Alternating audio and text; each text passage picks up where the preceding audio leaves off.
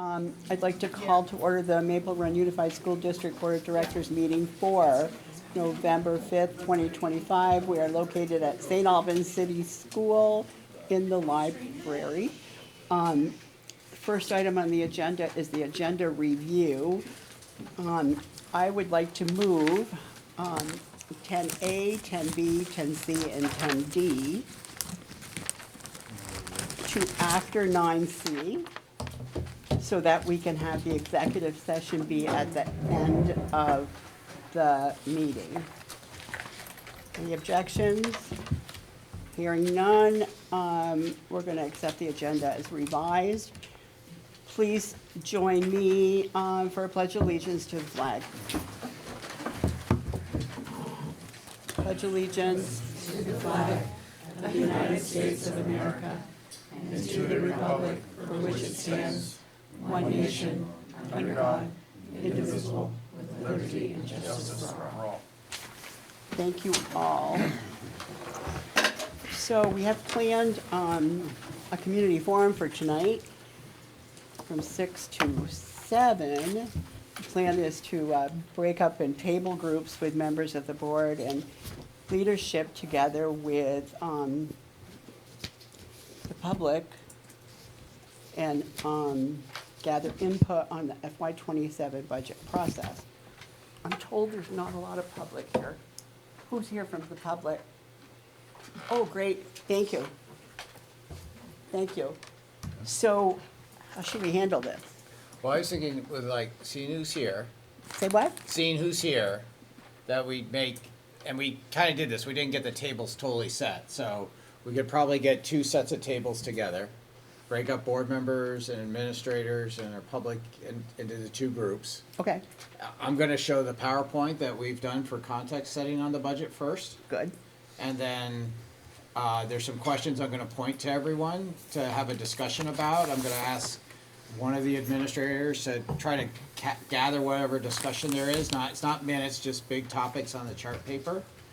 And then at the end, one of our questions is, in prioritizing the budget, which we need help prioritizing the goals, and I'll explain that in the last 5 to 7 minutes of our time together. Okay, And if we feel like our discussions ended earlier, then fine. yep, But we had a lot, I think, Milda and Charlie, when we built this, we were saying this goes till 7, to try to gather some information for the board to help provide direction for us in our budget building process. perfect. So what I was gonna do is show the budget context up here. With everybody sitting where they are now? Or? Yeah, if we could do that, let's do that first, but I wanna make sure everyone can see the screen, and we've got some people with their backs to the screen. Okay. So you may just- need to turn facing the screen. Sir. Thank you. So do you have the budget? Yeah.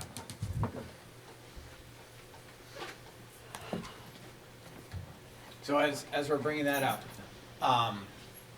what we're gonna ask you to do tonight is, there's some questions that are at the end of the budget presentation. There's also copies of those questions on the table. And over at where the snacks were, there were the questions look like they're right here. It's one of the last slides to have, and it's really about priorities and what we're thinking might be where we want to go with a budget percentage increase. And from that, what direction do we get from thinking about the goals, our district goals that we've been working on now for 2 years. And then at the end, we're gonna have you do ranked choice voting, where you're gonna have 3 different colored dots one has a weight of 3, one has a weight of 2, and one has a weight of 1.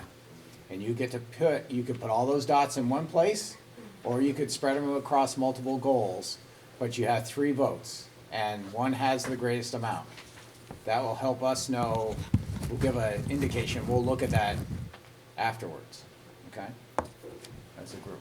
Okay, so on with the presentation. Thanks, Megan. So as everyone's heard in the schools, the education structure in Vermont has been one of the hottest topics the past 12 months in Vermont news, and what should there be for schools and school districts. At the same time, we've heard a lack of resources. I've heard that, and what's the cost of education? So that's been a lot that's been in the news. There were some other things, a lot of in the news around students and cell phone use. And that's something that, as we've talked about several times at this meeting, BFA went to a ban from bell to bell with cell phone and personal devices. And just took some of these, but it's been, as the schools, every year they seem to be part of the news. It seems to be that's getting more and more intense every year. So let's take a look at Vermont's public school system. I know for many of you saw this last year, but these are updated slides too, if you haven't seen them. In Vermont, we're losing, you'll see the red is student enrollment, and blue is student enrollment, red is the number of employees. And this goes back to 2014, 2015 is when this comes from the Edunomic Lab at Georgetown University. And as you can see, and this is pretty much a national trend too, there have been more staff hired, more employees as we've lost students. In Vermont, we have an average ratio of 4.4 staff members, 4.4 kids to a staff member. In Maple Run, we're at about 4.65. So we're a little above the state average on that. So the next one. It's not going, there we go. Yeah, there it goes. I know I talked about this last year, but we're in a statewide funding system right now currently. This is not what Act 73 would do to us, it would be something different. But we had a lot of discussion about this last year. But if we have 3 districts with 3 different budgets, one that's 20 million, one that's 15 million, and one that's 10 million, and assume we're District B, the one in the middle. If another district decides to increase their budget by 500,000, while District C decreases their budget by 250,000, the net effect for the state, and this is with only 3 districts where there's 119 in Vermont, the net effect is that the state has to raise another $250,000. And that's spread across all taxpayers across the whole state. So it's not, what we do at Maple Run has less of an effect than what all the schools in Vermont do to impact taxes. While we do impact it, there's that piece about what happens in the state. And that's a really simplified version of Vermont's complex tax system. So let's take a look at some of Maple Run's data. This is our current year budget. And one of the things we've been talking about is looking for return on investment and how much are we spending in certain areas. So how much are we spending by goals, how much are we by different areas of the budget. So Brianne and the leadership team have worked really hard to really understand that the budget reports you get on a quarterly basis as a board really tie out to what's going on in the school. So we're using this report as a way this year to be able to try to look at not how much are we spending, but what's our return on our investment. How do we know we're getting a good value to that dollar for what the results we're getting for kids? So that's that. So we use this chart of accounts that you see each month in quarterly reports. I don't expect you to be able to read this. I use it as a way of a tool to say we're using the budget dollars and the budget reports you use to analyze how is that affecting our spending and then ultimately affecting kids and how they learn. Okay. So there are 3 big areas of the budget. There's the regular education, which is here on the left-hand side. There's special education, and then there's the Northwest Career and Technical Center education. And I'm going to talk more about this on the next slide. So, or in a couple slides, I should say. There's a couple figures to remember, and I have printouts. Those been given out. So we have this page and a page at the end about the tax rate that I'm going to hand out. I know we have enough for board members. I printed 20 copies. Perfect. We can put those around and have them handed out. So, really important pieces to remember from this is that our overall budget is $77,714,822. The thing that's interesting to note, because of how we have to budget for the tech center, all the money that's in to run the tech center, which is a little over $4.1 million, we see it as expenditures and revenues. So it's in and out of the budget. So for example, there's a tuition cost to BFA per every student that goes to BFA that shows up in the expenditures of the tech center. So there's an artificial $4 million increase to our budget because we run a technical center. If we were a district that didn't run that technical center, we would see that double counting of that $4.1 million. So when we look at our budget and we want to know how the Maple Run students are doing, we really have to take out what's the budget without the double entry for the tech center, and that's $73,635,982. And this is all stuff that's required. It's a long explanation, but this is required under the Vermont budgeting codes that we use. So what we want to do, what I want to start to do is we every year talk about many different ways to count students, and I'm going to try to stay as much as I can this year to just using the number of students we have. For those of you who are board members and administrators, you know that we have to do it by things we call as like long-term weighted average daily membership. We could talk about equalize, we could talk about average daily membership. There's many October one, but we're just going to try to talk about per student, because in Vermont we make it too complicated with all these different ways we count. So if I take literally the budget we have and divide it by the number of students we have, which is 2,565, which is a drop considerably from last year, that's almost a little over $30,000 per student that's being spent to educate students. You wouldn't see this number anywhere else published in any Vermont finance piece, because it's not a way that's considered in Vermont ed finance to do this calculation. So I just want to be really clear. I'm trying to simplify it, but it's not one that's usually done. At the same time, if we took out the double entry for Northwest Career and Technical Center, it's down to it's 28,700. And when we look at the NCT budget, they have 332 students. That's about 12,200 per student.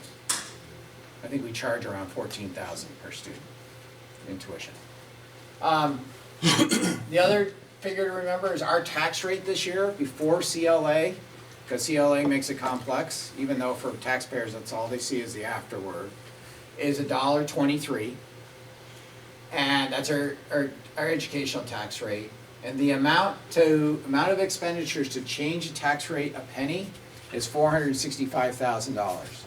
That's a figure for us to keep in mind as we're talking about what's in and out of the budget. So if we want to affect the tax rate, we got to change it by $465,000 to affect 1 penny. And for the state, when I showed how the state tax rates are done, it's $14 million out of the total education expenditures to change the state part of the tax rate by 1 penny. Okay? All right, next one. So, I talked about we have 3 parts of our budget: regular education, special education, and technical education. Regular education is about 71% of our budget. That's at about $21,000 of that $30,000 piece cost I said. Special education is, if we divide it by the number of kids that are in special education, we have 571. That's a cost at about $32,000, almost $33,000. I don't want you to feel like I'm devaluing special education or trying to blame special education. I'm just trying to say this is how much it costs per, okay? And technical education, I already said this before, is about $12,200. If we look at our total amount of money that we put into instruction is about $44 million. We have 3 tiers of instruction. Tier 1, supporting all students in general education, is about $9,131 per child. So that's what that is taking, we know the cost of our Tier 1 is about $23 million. That's coming off that report, and dividing it by 2,565 students, okay? Tier 2 is about, we put almost 2.8 million. Remember, these are interventions for kids that aren't identified for IEP. They maybe, most likely are on an EST, but not always. That's about 6% of our budget. There's a roughly about 480 students from last year's numbers that are in tier 2 interventions. And so that's about $6,300 per student to give those tier 2 interventions, behavior or academic, or socio-emotional. And then tier 3 it's about $18 million for our tier 3, and it's not just special education that's in that $18 million. That's about 41% of our instructional budget, and that's about $31,000 per child. Okay? The reason I give you these per child, one of the things that Bree and I have been doing, going through Edunomics, which is a workshop series to learn about how does economics and education work together to study. And one of the things they found out is if we talk in millions of dollars, it's hard for people to comprehend it. But it's better to do it on a per child basis. So that's a new thing this year that we're doing. Okay, I know it's gonna take a little while to kind of make that flip. All right, so our goals, rigorous academics and expectations. We have these 5 goals that we started 5 years ago. We're gonna be asking you doing work on these 5 goals tonight. Like, where are your priorities? So, of these 5 goals, we wanted to say, so how much are we spending in each of these goal areas via those budget reports? So on the next slide, if we look at those, these are the areas, if I tied out that budget report to the goal areas, taking each of the functions, and some of the functions, like Office of the Principal, we had to split out because of Dean of Students and the work they do versus what a principal does. So sometimes we had to split that out. Is it 100% black and white, like link this to link that? No. Like, it's hard sometimes because people do multiple roles or do multiple pieces of work, and it's sometimes hard to split that finance without doing time studies of everybody. And we didn't do that for this.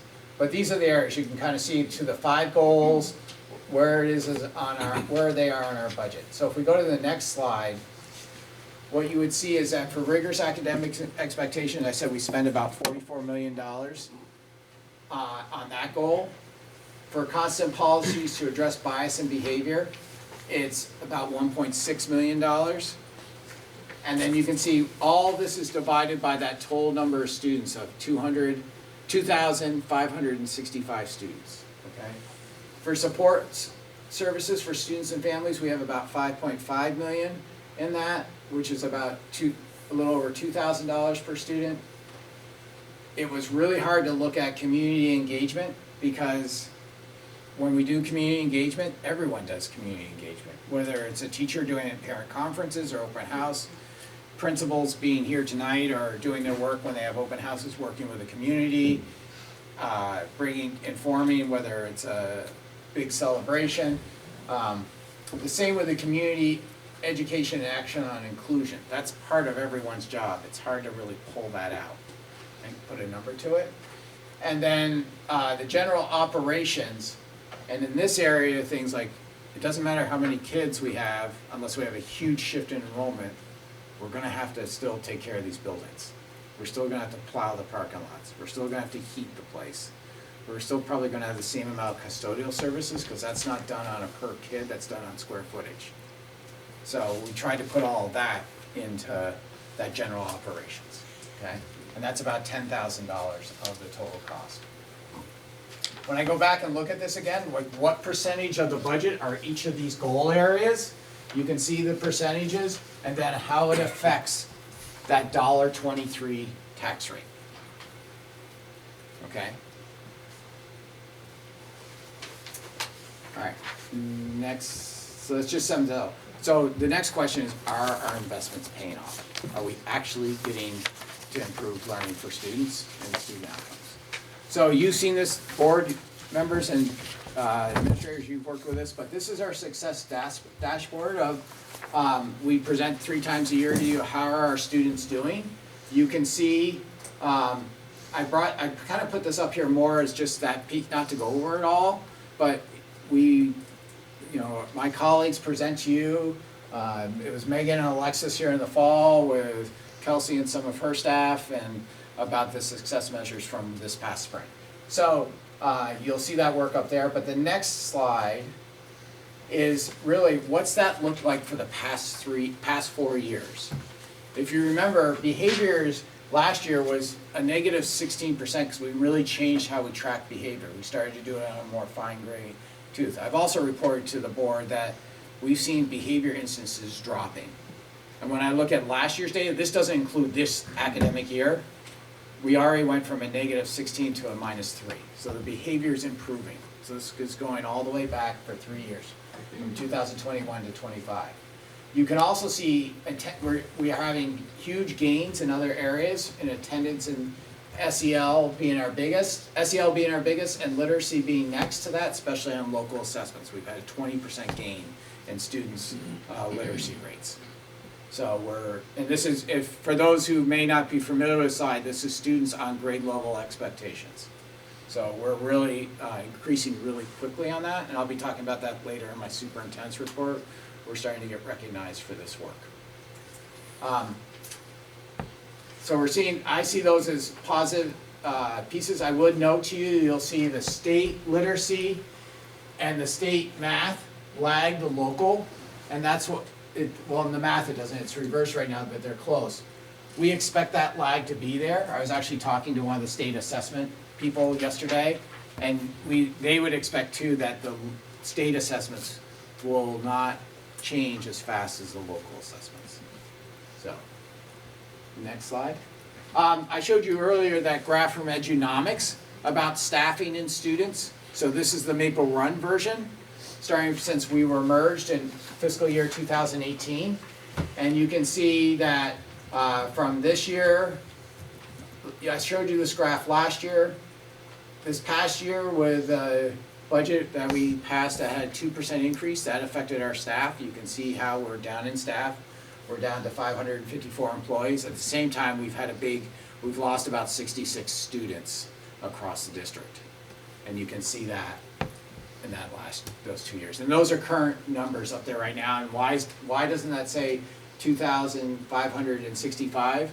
Because I wanted to keep it the same as Edunomics, which is a K-12 measure. And remember, we're pre-K-12.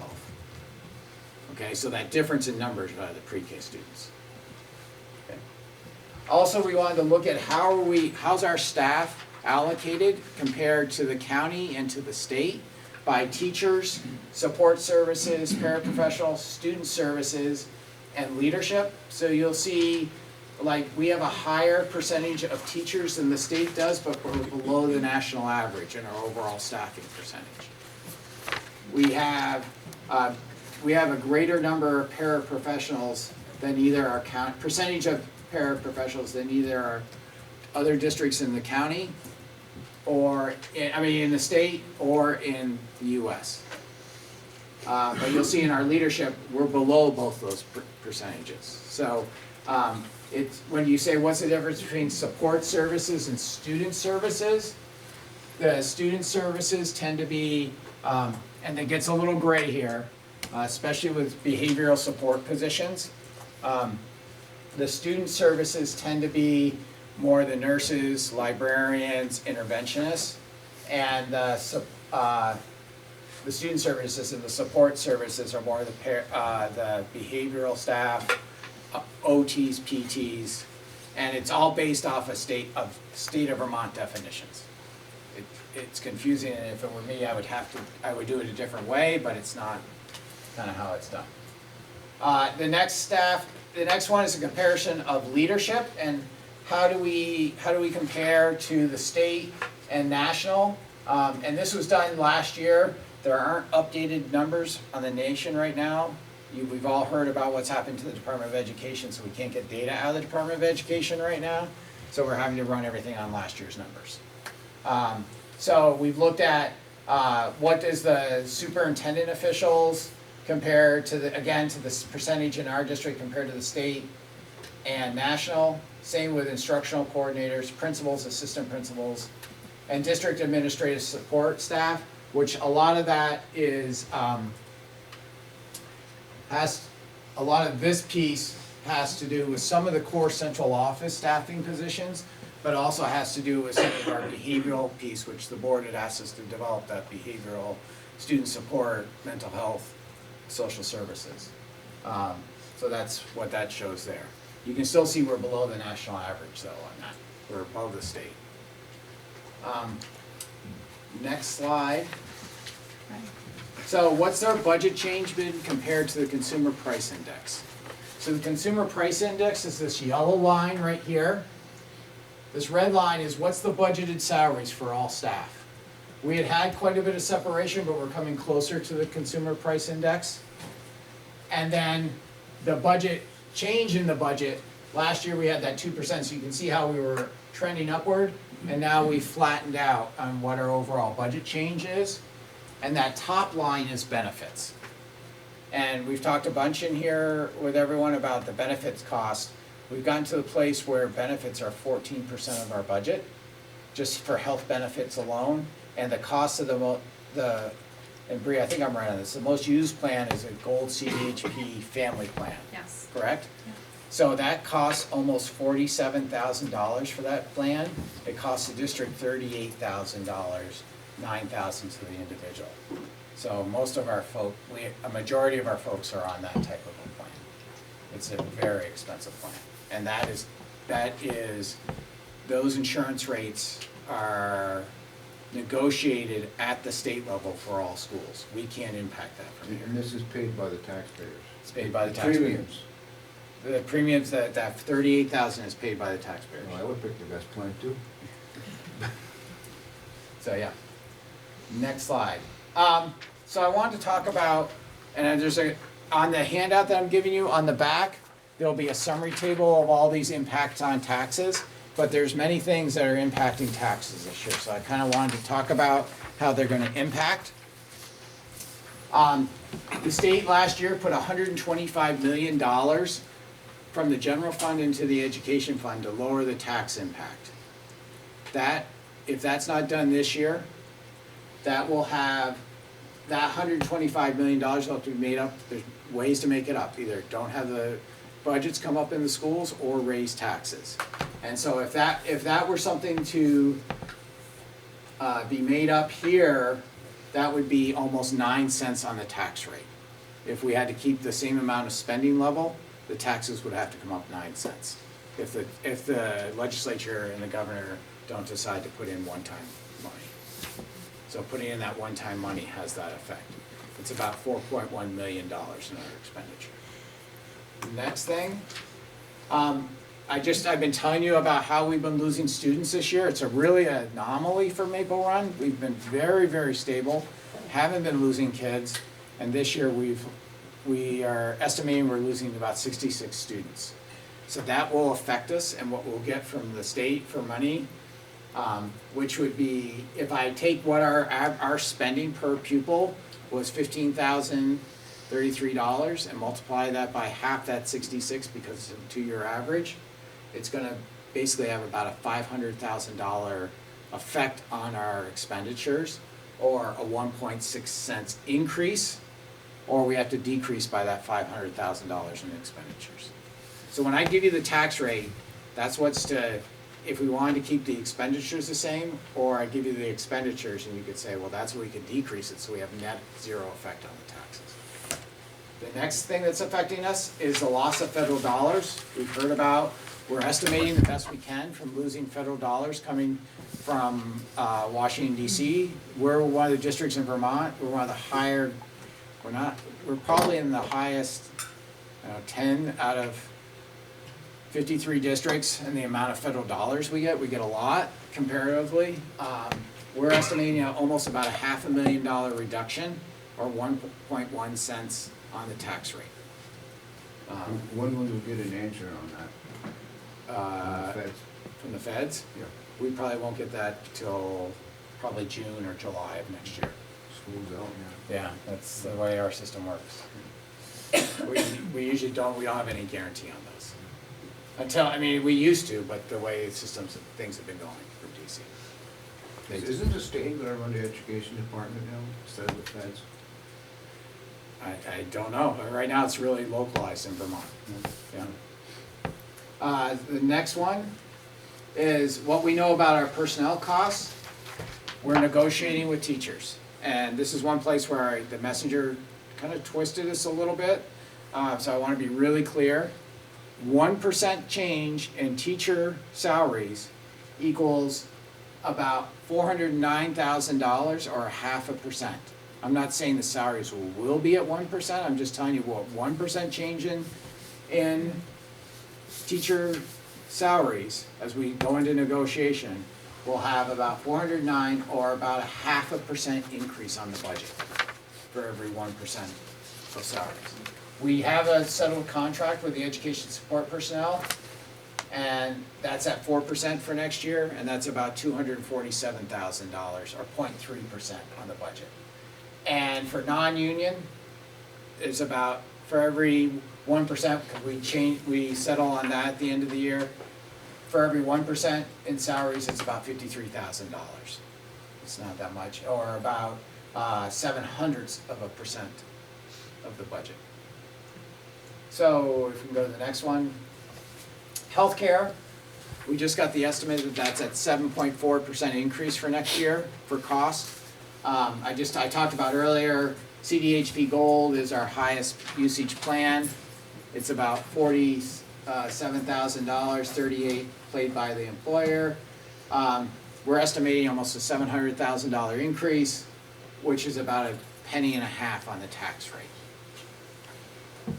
And our total expenditure is 12.8% projected for FY26. That 14% was a statewide figure. And then we have 34 positions that aren't filled right now. 4 of them are licensed educators. 30 of them are ESP or non-union positions. That's about 3.6% of the budget, or $2.8 million, which would be equal to 6 cents on the tax rate. Are these positions you plan on filling? We're trying to, we just can't fill them with these aren't available employees. And then if I have this summary, which I did hand out, that's on the back. And so on the back of this is, you'll see, and it's an additive, no, do that one. It's an additive, the way this table works.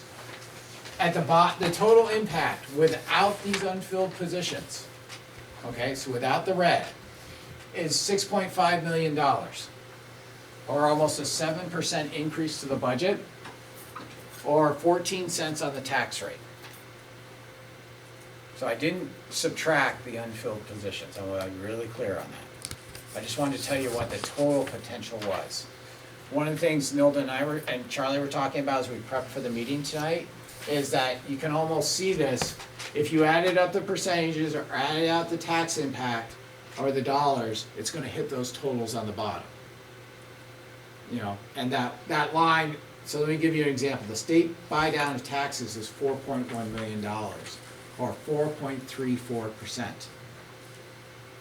If we thought that that wasn't going to happen, that wasn't going to affect us, say there was a 0 on that line, then the total impact of the increase right now would be the difference of the 4.34 and the 7.04, which would be a 2.7% budget increase. And the same thing with the taxes, we'd be taking 9 cents out of the 14 cents and we'd be at 5 cents for an increase on tax rate. So that's how you can kind of use this chart. I want to warn everybody, these are estimates. They aren't hard and fast rules. There's a lot, we're so early in the budget process, but we need help with direction from all of you. Like where do we go? And so we have some questions that we'd like you to talk about tonight in table groups about, if we can go to the next slide, and these questions are printed out or on the tables. What level of spending do you think the community can support? We ask you this every year about this time. What's the target we're going for in building the budget? And then, based upon the board's mission and vision. So there's the mission and vision is printed out on the table as well. If we must have a lower than a 7.07 4/100% budget increase, it has to have something less than that. What are your priorities? We have to know what not to touch. And it's not able, you're not able to say this. I don't want you to touch any programs, and I don't want any budget increase, because it doesn't work like that. Anything less than that 7% is gonna hit programs. I'm not saying that to scare anyone, I just wanna be reality. It doesn't mean we can't reconfigure, it doesn't mean we can't do something harder, but it means we have to know what the priorities are. And that's every board I know in the state of Vermont, and what I was in today, we're on a webinar, everyone's asking this across the nation. We're having to say we can't do everything, so what must we do that we're willing to pay for? And that's where we could really use some help from the board and the community. So those are our questions to help doing that.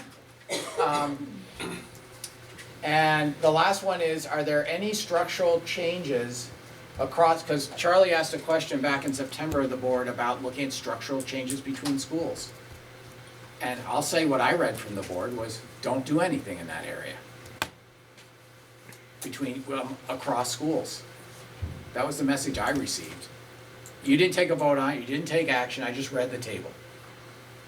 So I'm asking the question, are there structural changes across schools that the board would like us to look at? Because if the answer is no to that, we need to know that. If there is, yes, we're willing to talk about that, we need to know that. We're not asking you what those changes are, but are you willing to have that conversation? Because that's the message I got. Okay, so what I'm gonna ask to do is take these three tables over here, we can kind of mush them together. We'll split one group over there.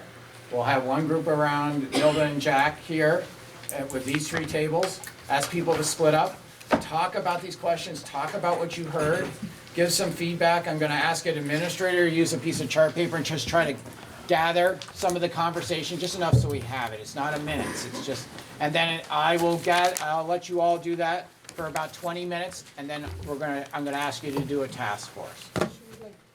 Okay? Well, that's Mostly okay. for administrators. In the back, the board is. Oh, yes. Yeah, we only had 2 changes. I'm actually sad about that. I wish more people would Most come. of the questions I have, I can go to their office. Yeah, I was gonna say, you didn't ask me here. Oh, that's a good idea. One of them came up with it.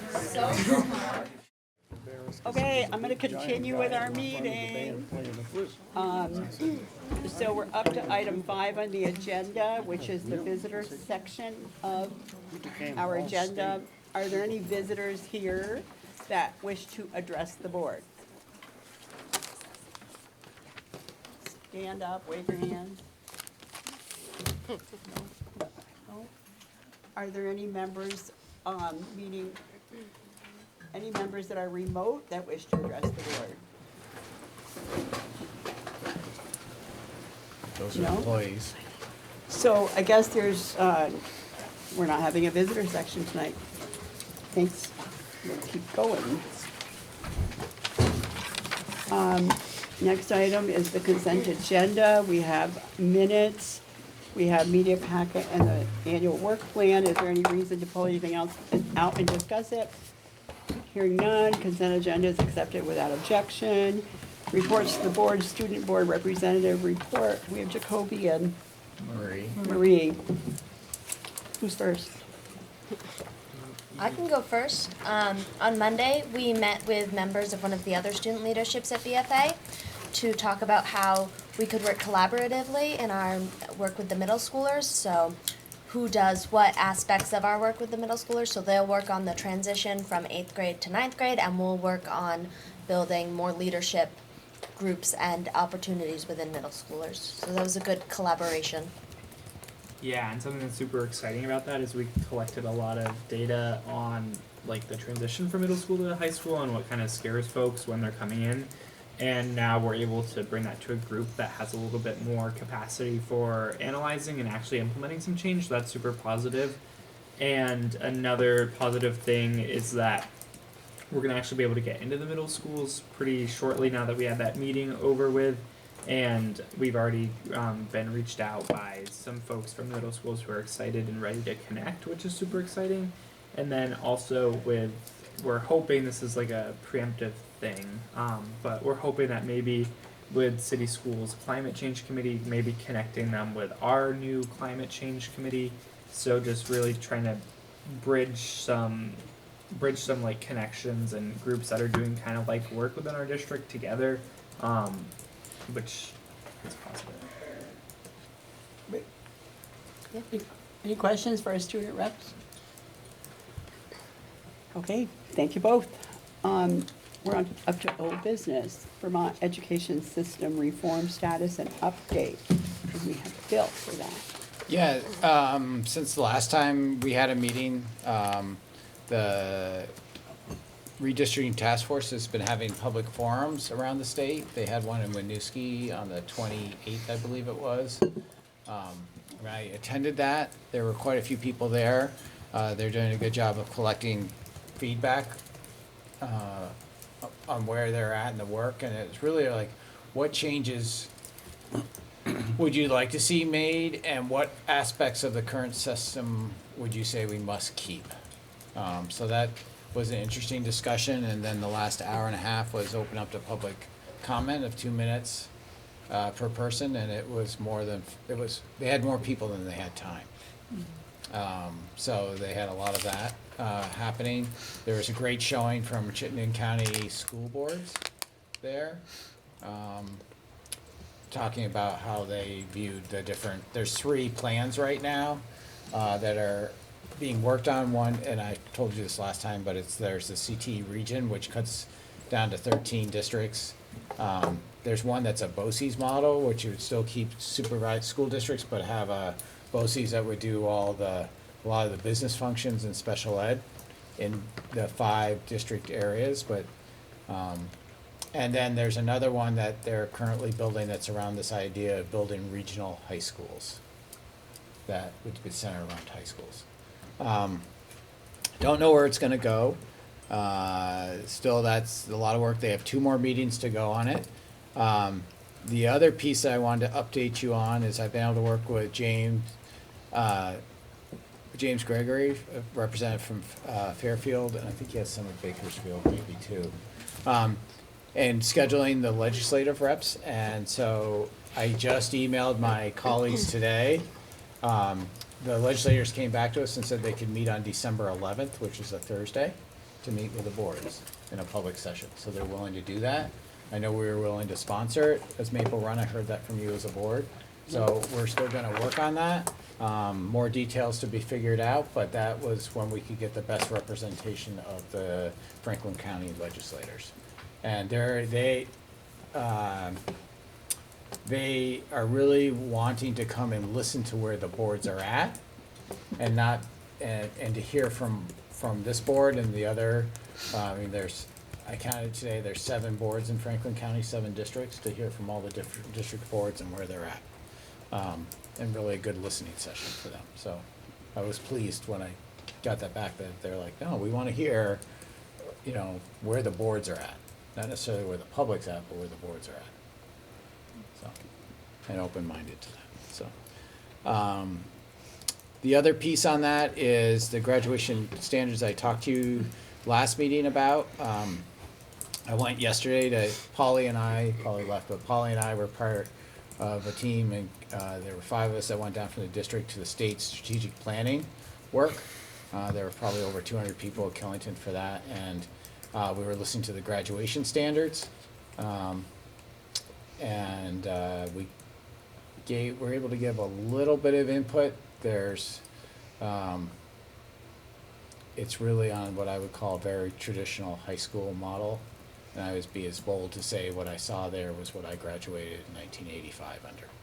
So, and as I told you, I was alarmed before. I'm still there today, and I will be. I've communicated that already once, and I'll be communicating that again. So, and more to come on that too. There's a long road. There's another 16 months on that piece till that has to be adopted by the state board. So, that's what I have for you now. Thank you. Any questions for Bill? Okay, moving on. We have the district quality standards for governance in our packet. We have the rubric, which we all worked on and rated our performance with those standards. And we have a question before us, Bill. Yeah. you want me to? The question is, how do we How do we, approach this rubric? how do you want to approach this work? You have the survey from everyone? Do you want me to list those 3 or 4 options you and I were talking Yeah, about today? yes, please. So I think there's a couple ways this board could do this. We could be here for a while tonight and talk about each row. So we could discuss each row. You could say, that's option 1, these are brainstorms by Bill, so you could say, we have a better idea, and that, I won't be offended at all, because this is brainstormed by me. So you could talk about each row. You could say, hey, go through what was here, and if we look at the first one, the majority rating was proficient. 50% said proficient, 40% said approaching, and 10% said advanced. Go with a majority vote, okay? That's option number 2. Option number 3 could be, and I'm doing this to prove what I'm talking about, not saying to do it this way. If I look at the second circle, how would you rate your board's effectiveness in setting measurable goals and reviewing progress? 90% of the people said proficient, and 1 person said approaching. But you're all covering approaching, because proficient is a higher ranking than approaching, so you take the least ranked score. Does that make sense to everyone? Sometimes that's confusing. Like, if you look at a rubric and you're going across, everyone that said proficient means you're everything in approaching and beginning. But if there's someone that said, hey, we're approaching, where we all agree is on approaching. So it's like, where do you all agree? So you back up to that. Because I think those are the 3 options I had brainstormed with you, Milda. Yes. It took me a while to figure out what that third one was, but now that I know what it is, I can see that it's allowing us to give credence to that one that's not quite the majority of responses. That's a way to say it. And I guess my 4th one that I didn't say that I would add in there might be one, or you say, hey, we want to go with, take the one that has the highest, there's the most amount, has the most votes. But 2 of these, like if I look at the 3rd question on the first page, maybe we want to talk about 1 or 2 of these. So. But I think to stay here, I think if you can make some sort of rule, then what we would do is go through and score it that way, based off of what you see and what you all gave for feedback on scoring this.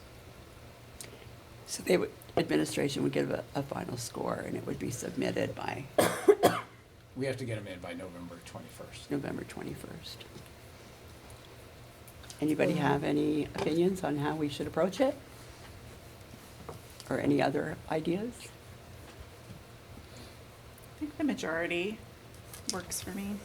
I think majority works, but we do have 2 that are 50-50.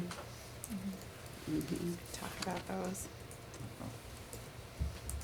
So if we were to go with the majority, but the 2 that are 50-50, we could give it the lesser value? No, I think, the majority is just give it like the value that majority is. But the 50-50, there's no I majority. think you want to talk, what I heard Nakuma say, let's talk about that one. Talk about Oh, okay. I think Sorry, I didn't hear that part. So you could get. Anybody else? Any ideas? Differing ideas? No, I like that idea. You guys at the end of the table, Jack? Yeah, I agree with the majority, but agree that we need to decide what to do about the 50-50. Charlie? Yep. I'm in agreement. Yep. Okay, I think that's what we want to do, and we need to talk about 2 of them. So the first one is, how would you rate the board's efforts towards adopting and revising policies to ensure the system supports student needs? And you have 50% saying approaching, and you might want to look at your rubric that's there in the handout, and 50% saying proficient. And I'll give you the page number on that in a second, unless someone finds it faster than I do. What?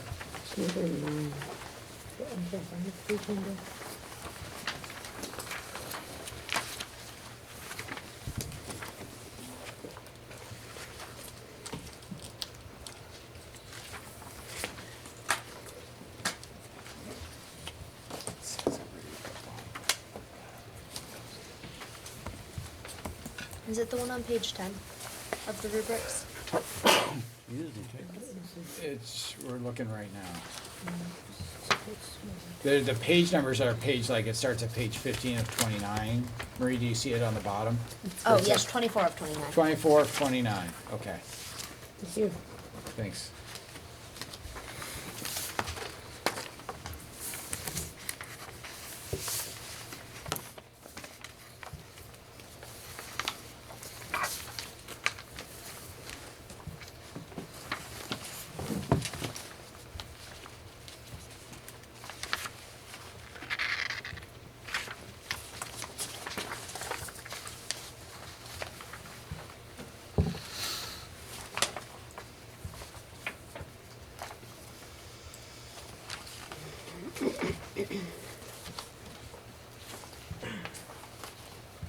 I lean towards approaching because one of the rubrics is the board has reviewed at least half of its policy within the last 5 years.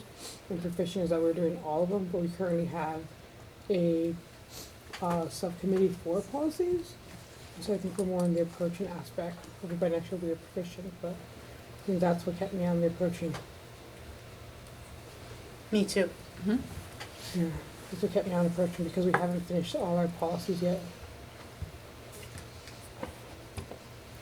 Yeah, I think I did approaching as well, even though I felt like most of the things we were proficient, except for the third bullet.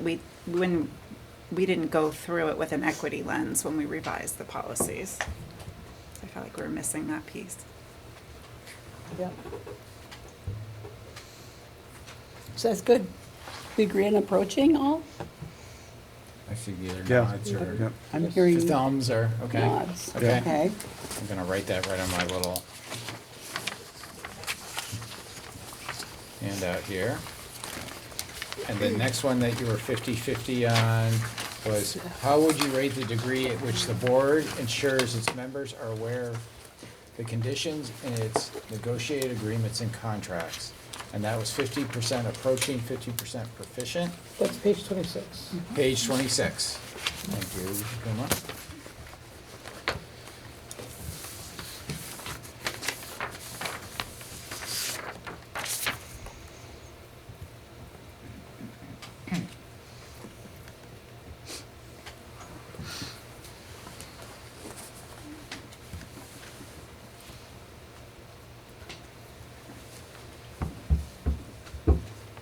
Anyone have a? I think it's, I feel like it's pretty black and white. We all have access to the negotiated agreements, but unless we're doing it on our own times, we're not reviewing it on an annual basis. So like, for instance, we have the ESP agreement, we can all pull it up, so we're all approaching, but we haven't, I mean, admittedly, we don't sit each year and go through as a board to make sure that we're all familiar with where we are at. I agree. Agreed. Yep. Sounds good. Okay.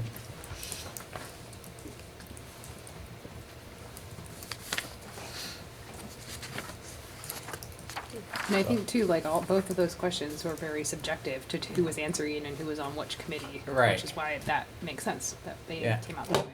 Yeah. So I think I have what I need to fill out from what the board set with the direction of how to score these. Thank you. Thank Thanks, you. everyone. All right. We're up to new business. So, superintendent evaluation. We need to do one. You have a couple of documents that Bill added. One of them is a timeline that was created 2 years ago that we're already late for. And the other one is a document that was generated by the New York School Boards Association. School Boards Association that has standards for superintendents that we could use either to pull from or as a model or how we want to approach it.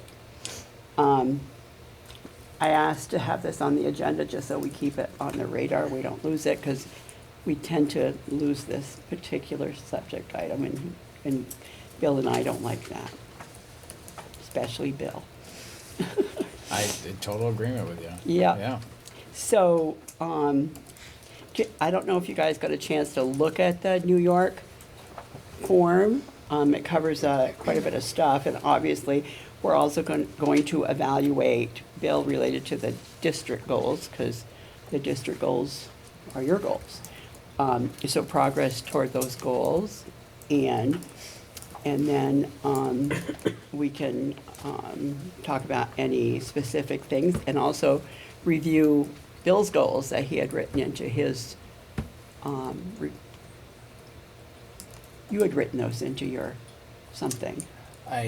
Well, what happened was, what came out of the last session was one specific task from the board on administrator evaluations, and I brought that evidence back Yeah. within a year of that work, and that work continues. And then I worked with my colleagues on the leadership team to identify some more specific goals. I have two that I'm working on this year. One is on understanding the return on investment, and then how do we have more staff buy into our district goals and our district work. And one of my metrics for that is, I called it with the OKRs that you see every year, or annual goals, not the strategic. And when I look at it, this is the best measure I could think of, is like how many people are doing direct work that help us move those OKRs forward. And I was between 75 and 85 people in the district because of district committees, and they're doing work in that area. It doesn't mean others aren't bought in, but I was just trying to figure out, like, how would I measure this? And I talked to the leadership team about that, and we've talked about, like, how can we see, are there other ways to know that people are doing work that's in alignment? So an example might be, like, what's our participation rate and engagement rate with professional learning communities? Which is one of our big tactics that we're using, strategies that we're using for engaging people with student learning. Right. So those are my two goals for this year. I've talked to the leadership team about it. I actually have not talked to the board about that. Nilda's heard those before, but. Yeah. Okay. And also, Bill, you do a self-evaluation. Yeah, I do self-evaluation. I would do it again. So the purpose of this is just to inform everyone that we have to do this and some approaches that we can take. I don't think tonight's the night to design and delineate the process, but we just need to become familiar with those New York State document standards, and also the timeline that we need to redo. Yeah. Because we're late. When is it due? Pardon? When is Well- when is it supposed to, is there like a? We're supposed to do it every 2 years. Yeah, but like, is it the end of the school year? Sure.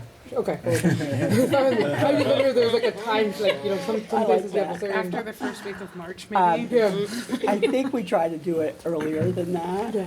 but admittedly, we were running pretty late last time. And That's if fine. you remember, those of you that are around, it was sort of a tag team between Susan Casamant and myself, so we had to kind of try to make that There's like work. a statute of like time that we have to have it done by.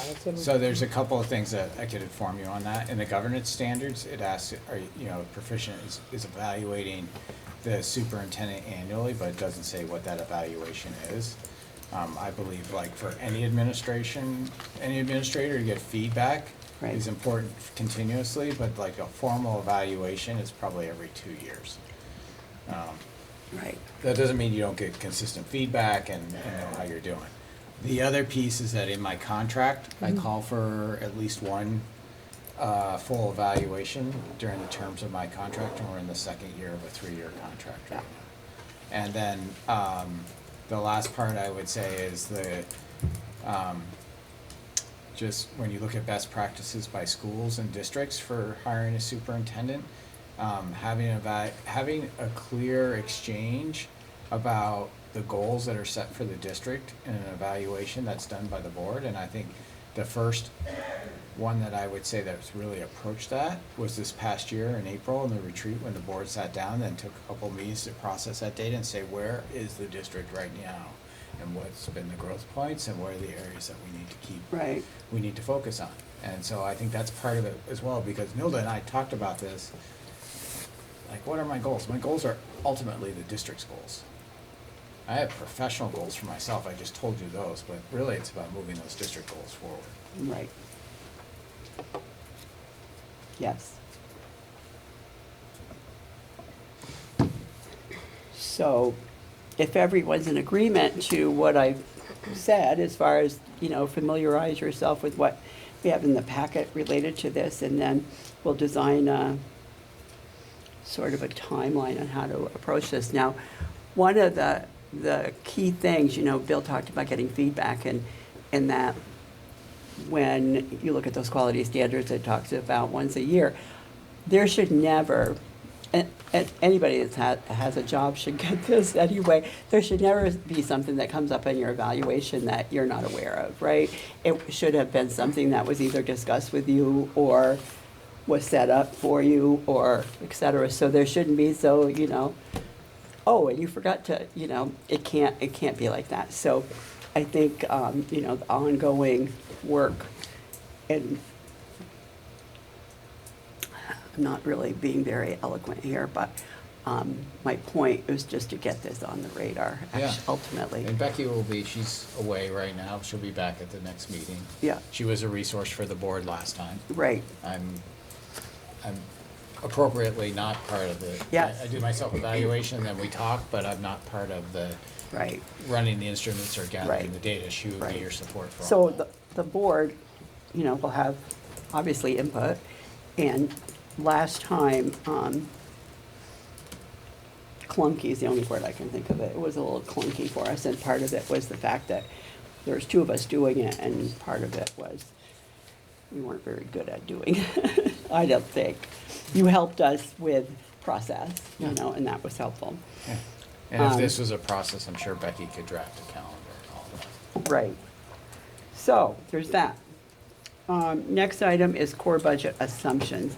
And Bill and Bree, I think, are going to take us through this. And you have a document called Attachment 9B. Well, Bree built it mainly. We talked about it. I'm gonna put Bree on the spot because Okay. she can tell you how she came to the numbers she has there. Yes, absolutely. So looking at the attachment, in here starting off, the inflation from the CPI is listed at 3.3%. So that's what we use kind of as like a base for multiple different increases. The administration last year, the administration and non-union had a 4% increase, so that's what we're putting forward as preliminary. And the support staff, or the union support staff, were negotiated at a 4% increase. The professional staff, we don't have a percentage increase because we're going into negotiations. So we're looking at the board for input for that percentage. The health insurance, as Bill has stated already tonight, it's going to be a 7.4% increase for all the health insurance costs this coming year. VHI, VHI, who is our insurance carrier, they let us know that the dental insurance is going to go up. It's been at 0% for the last few years, and so it's going to be a small increase. Dental isn't a huge premium for us throughout, or for the whole district. So I'm anticipating a 1% increase. The life insurance, disability insurance, those are both a 0 to 5% increase, but again, those are very minimal premiums that we pay. So it won't be a substantial increase for us. The workers' compensation, because of some of the claims that we've had over the last few years, we're anticipating a 10% increase this year because some of those claims were substantial. So we're now in the retrospect of the years paying for those. And then other insurance, so the liability, auto, property, is a 5% increase, and that's pretty typical. Every single year is about a 5% increase for all of those different lines. The electricity, looking that up, it's going to be about a 4% increase over the FY '26 school year. And that was, nope, the gas is the one that's gonna be higher. Disposal service, so that one, is our rubbish removal. We're still in contract or in a contracted year. This is the last year of it. And it was going to be a 4% increase again this year. The general transportation, so right now we have Grand Avenue, also Terrasol Transit. They are our current contractors. We're going out to bid this year. So we're not really sure what the increase is going to look like for next year. I will have a better indication probably in January for that increase. Vermont Gas, so that's where we were told that they were going to have about a 23% increase because we're getting that gas from Canada. Looking it over, the energy efficiency charge, or EEC, they're expecting it to be about 10% of an increase for commercial customers. So that's what we're planning on for an increase. In the water and sewer, they haven't been as much of an increase over the last few years, so we're expecting about a 2% increase for that. And then general operating budgets, I'm putting in a 3% increase, and that's for like supplies, custodial, infrastructure, and things like that. There's always inflation, so I'm putting in that 3% in there. Great. After the Vermont gas and before the water and sewer, Yep. something was 10%, and I didn't get that. So so we're estimating that Vermont Gas is going to be 10%. I put right down below EEC energy efficiency charge. That's what the terminology is called for that. So it's not anything. What was 23%? That's what they were estimated. So But it's actually WCAX, gonna be I think. 10%. Yes, it's I only got- going to I be got you. 10%. Okay. Yes, yes. But I had said, I think in a previous meeting, that it was going to be expected as a 23%. But looking at the energy efficiency charge Gotcha, okay. website, they were Gotcha. saying that, yes. Okay. So the action item before us is to Move these. approve that list? Yep, so we can use it in budget building. Ow. You okay? Okay. He's young. Right. So we're just gonna go through a formal process of approving that list, so we know that those, numbers that we put together are the ones we're gonna use. And if you ripple those numbers through the whole budget, scary. Well, this is for the non-personnel. Remember, personnel is Oh, yeah, that's true. 76% of the budget, so Yeah, yeah. we're talking, these are the non-personnel items, besides the benefits, but, yeah. So do you need a motion? Yes, I do. Okay, I make a motion that we approve the list as given to us by the business manager. That would be the list of core budget assumptions. Right, yeah. Okay, I need a second. Second. Thank you. Any just more discussion? All in favor signify by saying aye. Aye. Any opposition? Motion carries. Thank you all. Thank you. So the next item is new business item C, budget targets. And we have attachment 9C. And we have, Bill? So we need a percentage to start at, to really, as we look at the budget. And I gave you, in the attachments, the summary of tax impact that was on the slide that we've had up there. It's a way of kind of looking at percentages and numbers. We have a very, very rough estimate of the budget without any budget building of 7% increase. So the administrators and I are gonna be working November to start to get you a budget to bring back to the first meeting in December. But in order to do that, we need to know what we're shooting for. And so that's why I asked the question I did, for you to sit and discuss for an hour, is where do we start? and we need that guidance from the board. I'm not asking for a motion, but I am asking for a consensus of where you all think we should start. Anybody want to speak? So, I'll be glad to, since I love to talk. Last year, we had a 2% increase. And if we look at the 7.4%, I'm thinking that might be too much to ask. Even though I wish we could do that much, or if not more, but I would say, think an average of that is 5%. It's sort of a target that I would think would be perhaps give us a possibility of passing the budget. Thanks. Anyone else? I just Agreed. have a comment. Oh, Go ahead. on the, I mean, today's activity I felt was really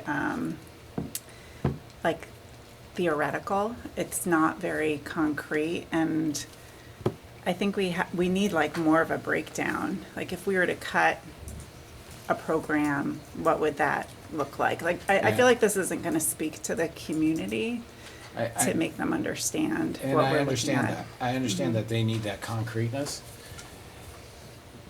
If we don't have a percentage from the board, I'm gonna bring back what the 7% is and then say, tell us what it is.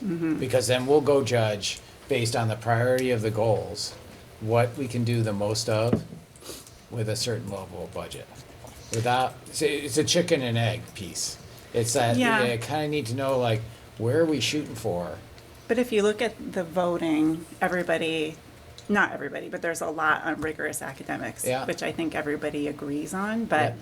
there's hundreds of things that fall underneath that category. Yeah. And is there something in that category that we could cut that would make an impact to bring it down? And maybe that's one of those structural changes that could be done, but I agree, 7% I think is not going to fly in the community. I'd love to say 5% will. I don't know. I feel like people are just tapped out financially right now.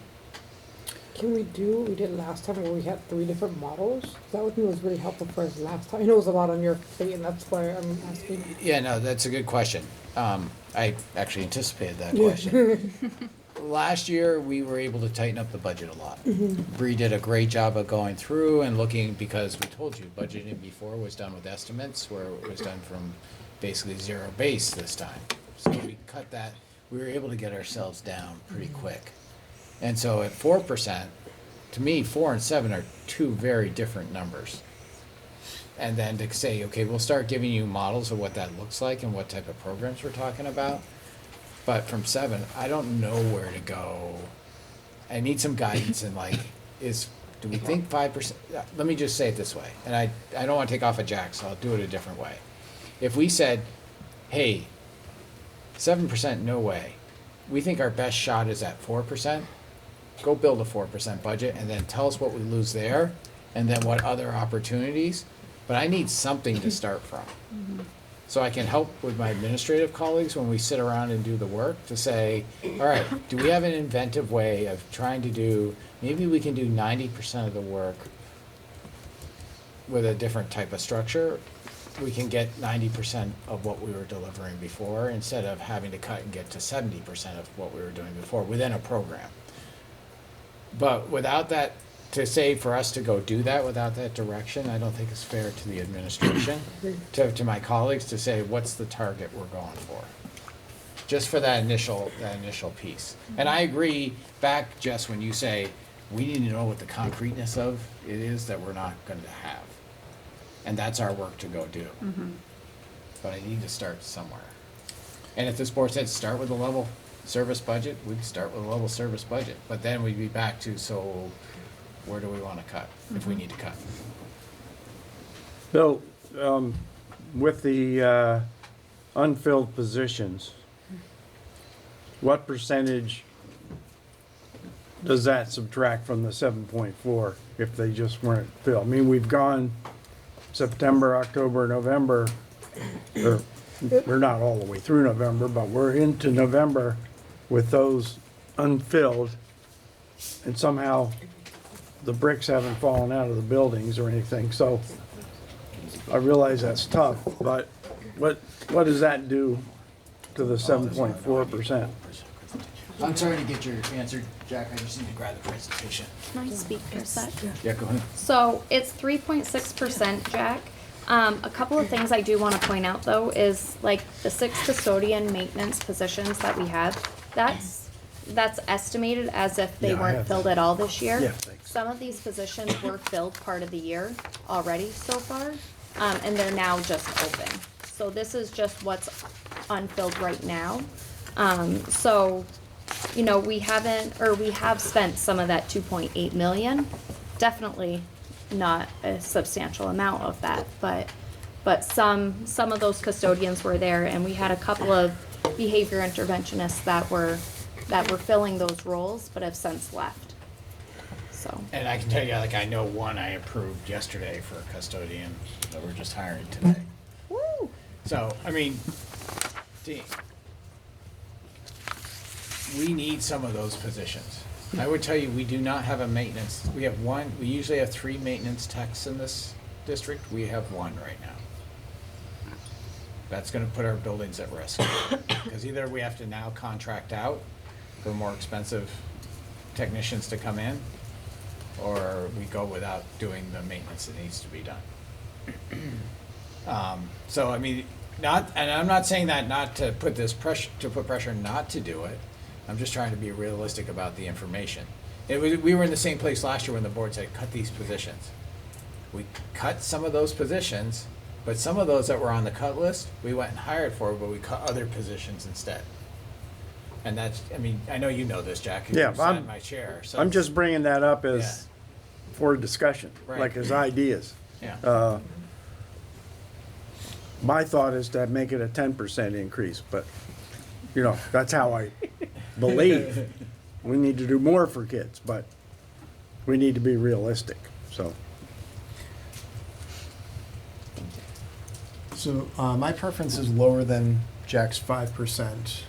Well, again, my preference is actually with Jack, make it a 10% increase, but realistically, my preference is lower than the 5%. So my question is it easier in terms of budget building to start high and then cut from there? Or is it, if we said build 4% and then we can add up to 5% if the board wants that, which is easier to model?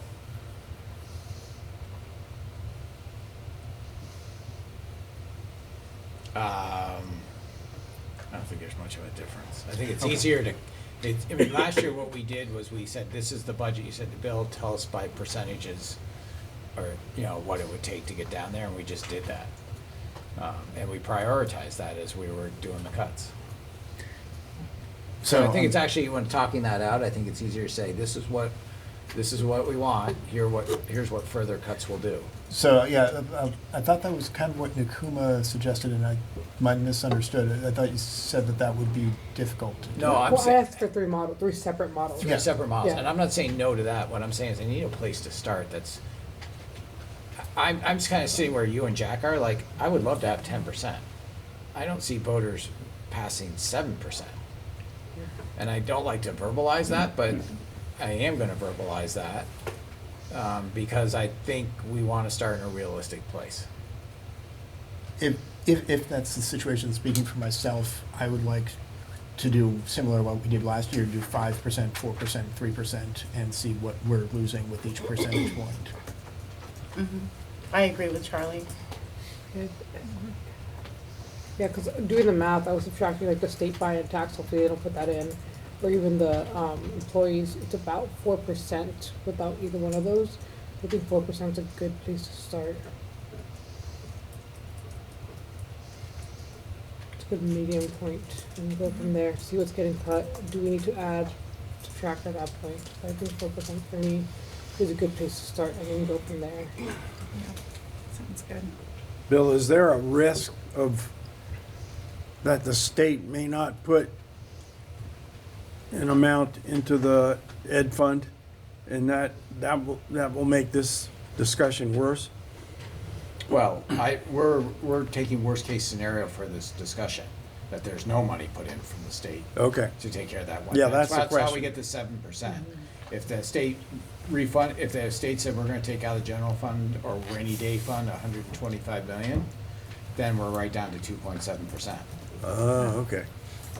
And That's what I needed to know, yeah. Do we know when or if they'll make that? It'll probably be the last thing they do in the legislative Of session. course it will. Of course it will. So that'll be in May or June. Yeah. Yep. one of the things that I'm hoping we can bring up in our listening session in December with them is that it would be very convenient to hear whether or not they have a plan or whether or not someone is going to put something on the floor, because I'm carrying trauma from last year when we cut 20 positions and some people lost jobs, and then the legislature said, oh, you didn't have to do that, we're just going to give you money, now you just have to pay it back next year. And if we can get them to even give us an idea of, is it even going to be discussed, then we can start planning around that. That's just my standard rant. So where did we land? A Well, 5-4-3? I heard a 5-4-3. We're gonna be talking in executive session about targets for the negotiation. And that's really gonna inform what that 5-4-3 really is.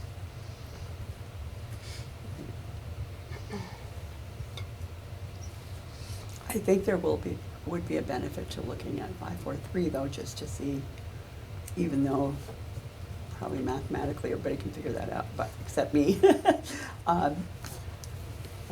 We can get a sense of what's happening and you could tell us. Yep. And that would already require some cuts. That's gonna require reductions in force. Yes, All those will require reductions Right. in force. right. So, And as you have on your handout, you can see what we're estimating for average costs for a teacher, a ESP, school year position, ESP full year position, and a non-union. right.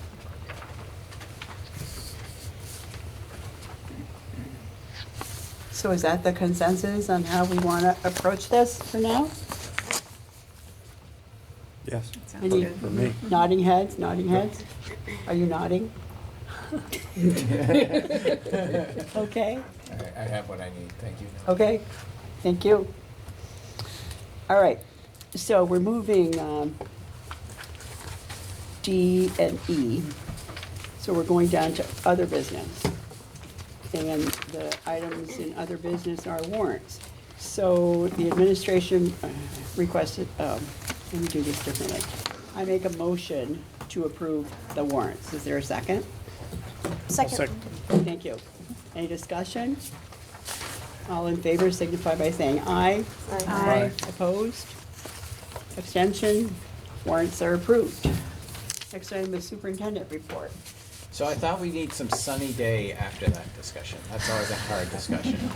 I want to tell you some great news. I've got a bunch of great news, actually. First one is the leadership team ran our twice-a-year survey. Their students self-score on social emotional learning and where they're at with their own social emotional scores. Self-assessed. We actually know that by research is the most accurate way to score social emotional work for students. We went from, at BFA alone, double the participation rate. Went from like low 40s to 84% or 85% of the students. We almost had a 90% participation rate with all our students. When we heard that, we're like, oh boy, what's gonna happen to our SEL scores? We thought they would go down. They went the other way. They went up. We have over 90% of our students feeling a sense of belonging in our school system. They have trusted adults. We have some really high self-management scores. It's amazing. We are up in the, and Alexis sent an email to all the MRUSD staff a couple weeks ago. I hope all of you got it in your email, kind of giving a quick glimpse into that when we come back with the fall scores in December, and she and Megan and maybe some other colleagues are there to present the data. They'll give you a more detailed look at it, but it was just, we were all elated at that. And then last Thursday, Alexis got a social media feed from IIRP, and I can never remember what this International Institute for Restorative Practices. And unbeknownst to ourselves, they wrote a case study about our work in Maple Run and are using us as a case study to teach others about how to implement restorative practices. And so we've been written up nationally. We've got a little bit of press in the Messenger today. Aaron's working with some of the other folks, but you read it, you kind of step back and go, really, that's us? They did use some academic rates that you'd say, wait a minute, I don't remember us being that high, but they were growth rates, not percentage achievement. I'm trying to be very clear with everyone about that. So you'll see a 60% growth rate in literacy, a 255% growth rate in math. But that's our growth rate. It's not the percentage of where all the kids are scoring on grade level. But we had, as Megan and Alexis and colleagues presented when we were up in Fairfield, we have some tremendous scores right now. And we're getting some fabulous learning. And that's what they wrote about, that with having 70% of our staff trained in restorative practices, the growth that you saw, the ROI, and that didn't include what I just said about this fall scores for SEL and how that's really moving, and that our academics in both math and literacy are moving quite a bit. So it's phenomenal. And then today, Aaron Rushlow ran with Lisa DeRocha. They work on the attendance committee, and you know attendance has been our tough thing to change. We've been staying pretty steady around 50% of our kids on our goal of being at school 95% of the time. Well, for the first quarter of this year for Maple Run, we are now at almost 68% of the students are at school 95% of the time. So I was just elated. I mean, I can't, it tells me the good work that we're doing to work on climate and culture in our schools is paying off. And that focus on that is helping us. So kids are here, they're taking part in school, the academics is increasing. Our state scores are coming up. They will lag, they are lagging right now from those local indicators, but those will change. So the good news is there's a lot of good work going on by a lot of people here, students and staff, and we're seeing the results. So for me, that's a huge yay. Yay us. Yeah. Awesome news. The other thing is I would invite you next Tuesday to the annual Veterans Day at Taylor Park. Megan and I just did a podcast with some friends on that right before tonight's meeting. And there's a veterans breakfast here Monday. Yep, Yeah. 8:15. 8:15. It starts. Right here, right? Right here right? in the library. It's a great thing if you'd like to join us. It's awesome to honor the veterans. We get veterans to come and the kids making a breakfast. That's what I have. Thank you. Next item is Oh, the, thank you. Sorry, the warrants. Thanks. next item is board announcements. Any? You sign it. You sign them first. I've got one. No page. I went to the festival, the orchestra festival that was hosted by BFA, and it was fantastic. I spent most of the time watching Charlie's son play the bass because he's a very good musician, but it was about 120 kids from Mount Mansfield, Missisquoi Valley, BFA for the high school portion, and then there was a middle school portion from those districts as well. And I saw my granddaughter play first chair violin in the middle school part of it, so enjoyed that concert, and just wanted all of you to know that we hosted the district festival of strings, which is very unusual. Not all schools have string programs, and we have a fantastic one, so that was great.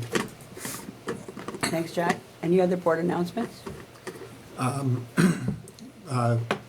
Not specific to the board, but to the district, tickets for Little Shop of Horrors, the BFA play, are on sale now. And I recommend everyone go because it's gonna be fun.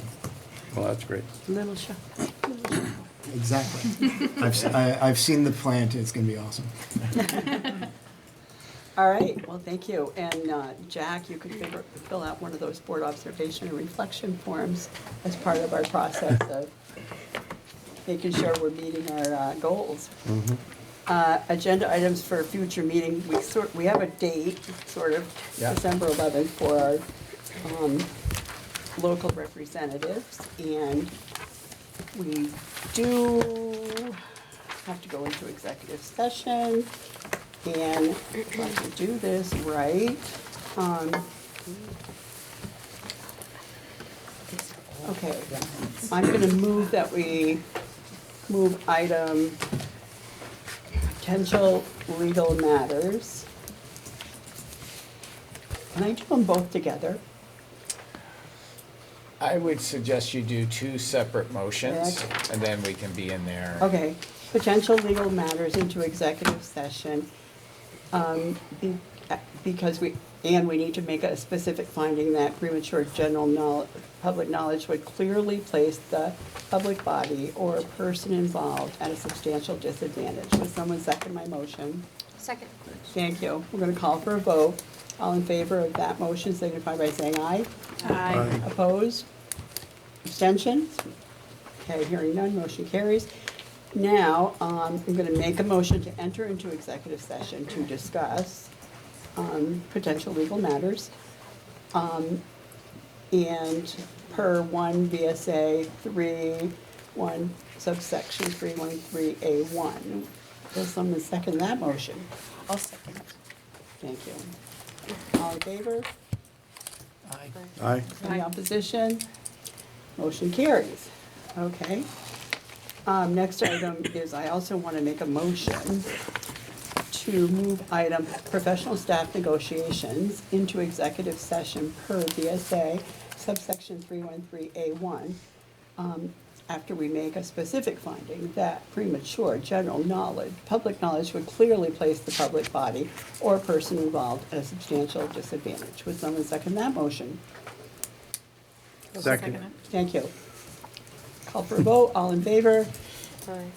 Any opposition? I abstain from this vote for the, You're the abstaining? professional services contract, yes. Yeah, This okay. is conflict of interest for me. Thank you. Thank you. So motion carries with one abstention.